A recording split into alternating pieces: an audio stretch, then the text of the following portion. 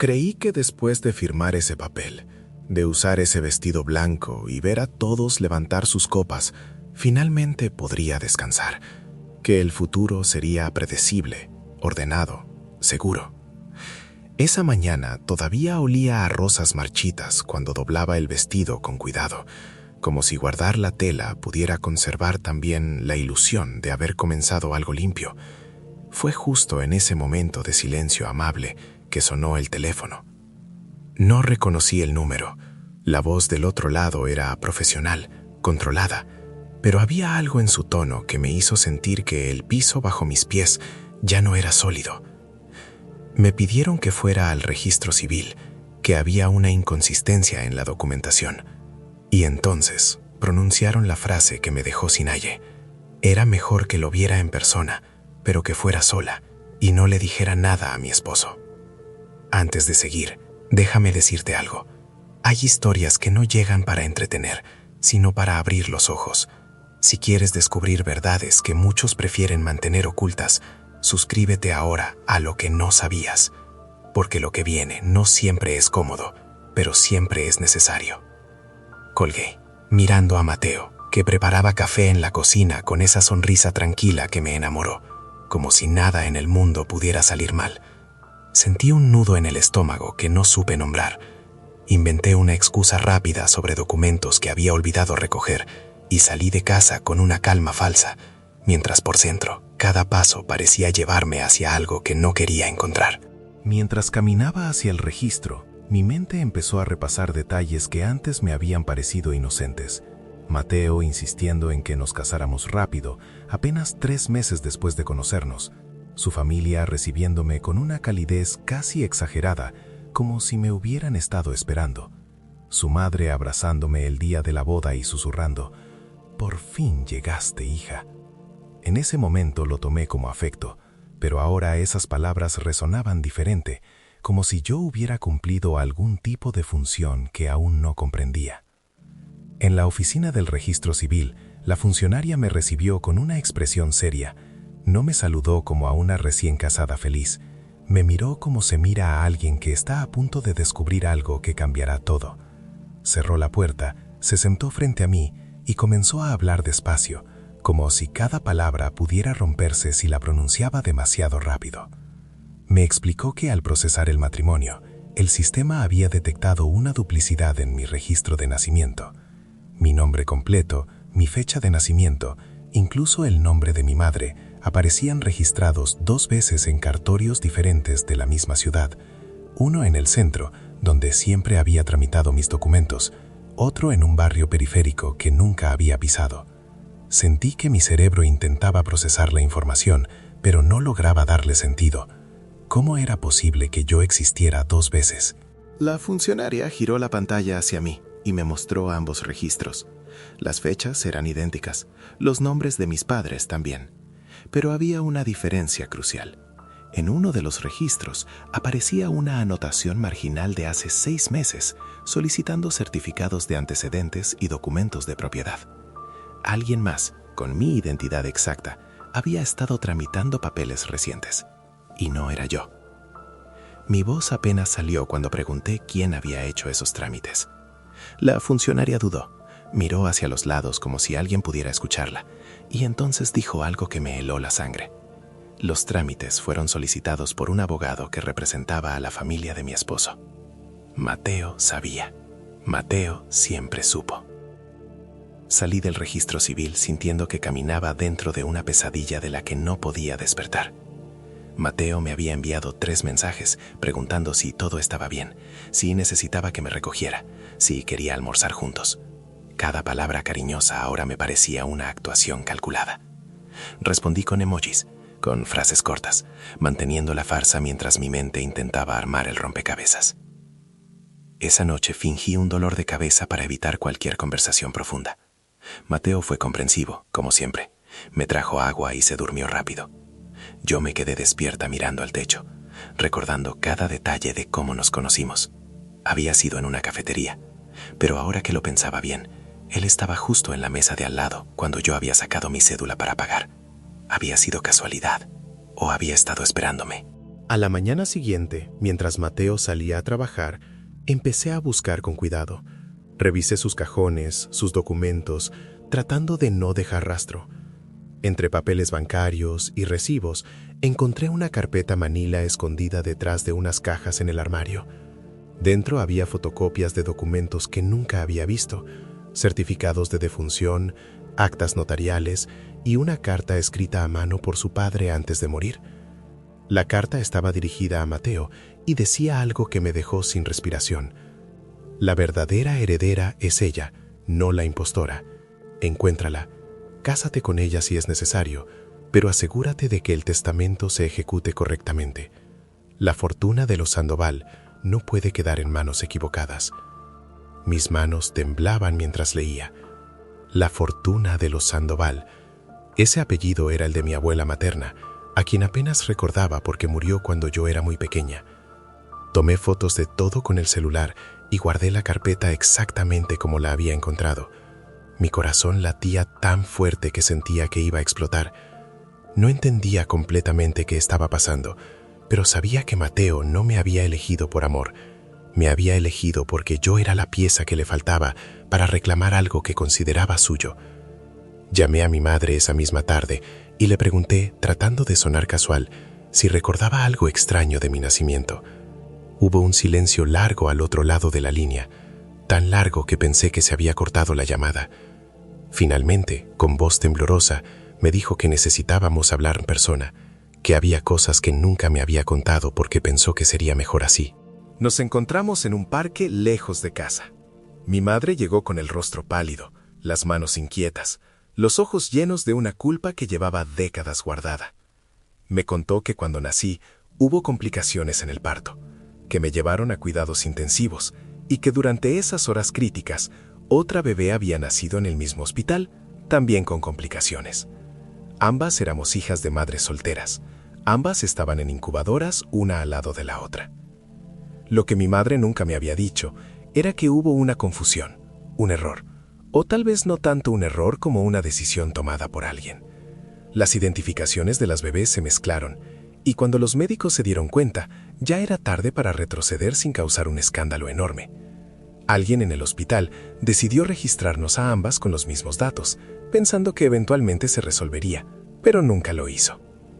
Mi madre lloró mientras me contaba que la otra madre era de una familia adinerada, los Sandoval, que habían perdido todo en un escándalo financiero justo antes de mi nacimiento. Esa mujer murió poco después del parto, y la bebé, la otra yo, fue criada por una familia lejana que no tenía idea del error. Mientras tanto, yo crecí con mi madre, sin saber que en algún lugar existía alguien más con mi identidad exacta. Le pregunté por qué nunca me lo dijo. Me respondió entre lágrimas que tuvo miedo. Miedo de que me quitaran, miedo de que las autoridades intervinieran, miedo de perderme. Así que guardó el secreto. Me registró en el cartorio del centro como si nada hubiera pasado y esperó que nadie nunca descubriera la verdad. Pero alguien sí la descubrió. La familia de Mateo. Volví a casa con la mente en blanco. Mateo estaba preparando la cena, sonriente, preguntándome cómo me había ido con mi madre. Le dije que bien, que solo habíamos conversado de cosas familiares. Él me abrazó por la espalda y me dijo al oído, «Eres lo mejor que me ha pasado». Y en ese momento supe que cada palabra de amor que me había dicho estaba construida sobre una mentira con propósito. Esa noche esperé a que se durmiera y revisé su computadora. No fue difícil adivinar la contraseña, era la fecha de nuestra boda. Dentro encontré correos intercambiados con un abogado de apellido Ruiz. Los mensajes eran claros, directos, sin espacio para dudas. Hablaban de un testamento que la abuela Sandoval había dejado antes de morir, en el que heredaba toda su fortuna a su única nieta legítima, yo. Pero como existían dos registros, dos identidades, el testamento había quedado congelado por años. La otra mujer, la que fue criada como la heredera, había intentado reclamar la herencia, pero no pudo porque su registro de nacimiento tenía inconsistencias que levantaron sospechas. Entonces el abogado de la familia de Mateo investigó y descubrió la verdad. Yo era la heredera real, y Mateo había sido enviado a encontrarme, enamorarme y casarse conmigo para poder controlar la herencia a través del matrimonio. Los correos más recientes eran aún más fríos. Hablaban de cuánto tiempo tomaría el proceso legal, de cómo manejar mi firma en los documentos, de qué hacer si yo empezaba a sospechar. Uno de los correos decía textualmente: si ella descubre algo antes de que firme los poderes, tendremos que recurrir al plan B. No especificaba qué era el plan B, pero el tono me dejó claro que no era nada bueno. Cerré la computadora sintiendo que mi cuerpo temblaba de rabia y miedo al mismo tiempo. No era solo una traición romántica, era una operación calculada, en la que yo era simplemente un medio para un fin. Mateo no me amaba, probablemente nunca lo había hecho. Solo necesitaba mi firma, mi confianza, mi ignorancia. A la mañana siguiente actué como si nada pasara. Mateo me propuso que fuéramos a firmar unos papeles con su abogado, documentos relacionados con seguros y propiedades compartidas, dijo. Sonrió con esa calidez ensayada y agregó: es solo para protegernos mutuamente, mi amor. Es lo que hacen los matrimonios responsables. Le dije que sí, que por supuesto, que iríamos cuando él quisiera. Pero en cuanto salió de casa, llamé a una abogada que una amiga me había recomendado. Le conté todo, le mostré las fotos, los correos, los documentos. Ella escuchó en silencio, y cuando terminé, me miró con seriedad absoluta y me dijo: no firmes nada, ni una sola hoja, y no le digas que sabes. Patricia me explicó que lo que Mateo y su familia estaban haciendo podría constituir fraude, manipulación y posiblemente hasta algo peor si llegaban a desesperarse. Me dijo que necesitábamos actuar rápido, pero con inteligencia, que debíamos recopilar más pruebas, contactar a la otra mujer que tenía mi identidad y, sobre todo, protegerme legalmente antes de que ellos se dieran cuenta de que yo sabía. Patricia logró contactar a la otra mujer a través del registro civil. Se llamaba Camila, y cuando nos encontramos fue como mirarme en un espejo distorsionado. Teníamos el mismo rostro, los mismos gestos, la misma voz, pero ella había crecido en la pobreza, sin saber que tenía derecho a una herencia millonaria. When I explained lo que estaba pasando, Camila se quedó en silencio por un largo rato. Luego, con lágrimas en los ojos, me dijo: yo también recibí visitas de abogados hace meses. Me ofrecieron dinero para que renunciara a cualquier reclamo sobre el apellido Sandoval. No entendí por qué, pero firmé porque necesitaba el dinero. Esa firma la había sacado del camino legal, y yo era ahora la única que quedaba entre la familia de Mateo y la fortuna. Los días siguientes fueron una actuación constante. Mateo insistía cada vez más en que firmáramos los documentos, en que hiciéramos trámites juntos, en que abriéramos cuentas compartidas. Cada vez que le ponía una excusa, su tono se volvía más tenso, menos dulce, más urgente. Empecé a ver grietas en su máscara perfecta. Una noche llegó a casa alterado. Había estado bebiendo, algo que rara vez hacía. Me miró con una intensidad que me asustó y me dijo: ¿por qué no confías en mí? ¿Qué es lo que estás ocultando? La ironía de esa pregunta viniendo de él casi me hace reír, pero me contuve. Le dije que no ocultaba nada, que solo había estado estresada. Él se acercó demasiado, me tomó del brazo con fuerza y repitió: necesito que firmes esos papeles, mañana, sin excusas. Esa noche no dormí. Sabía que el tiempo se estaba agotando. Patricia ya había presentado una denuncia formal ante las autoridades, solicitando protección legal y una investigación sobre la manipulación de documentos y el posible fraude. También había contactado al abogado de la familia Sandoval original, el que había redactado el testamento de mi abuela, y él confirmó que yo era la única heredera legítima.